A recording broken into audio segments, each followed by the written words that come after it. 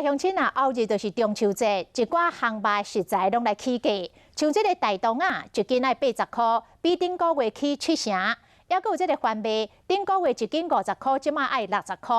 啊，若烘焙猪肉片，像这个架心肉，像这个腰内肉，嘛比顶个月起1成，为84到180不等。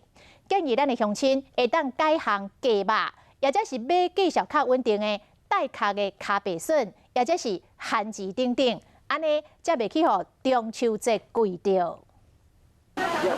详细挑选日子的比价小，中秋烘肉为这人是提早来买菜，但是发现讲真侪菜价小拢变贵啊。像小黄瓜也比较贵吧，还有青椒啊。蛤蟆经常用到的大肠啊，每斤是来到80，比起顶个月是起7成，猪手的价小100块嘛起2成外，另外还有番麦嘛变贵。玉米平常1只10块钱嘛，今天4只50。 番麦价小顶个月每斤是50，即嘛是60块。会使改选种挂壳的咖啡笋、香菇，将价小较平稳的蔬菜来烘肉。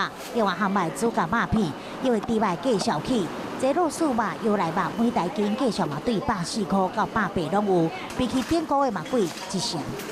那是当然，因为其他的东西销路不好啊。建议民众烘肉买使选价小较稳定的鸡肉来烘，比较较省钱。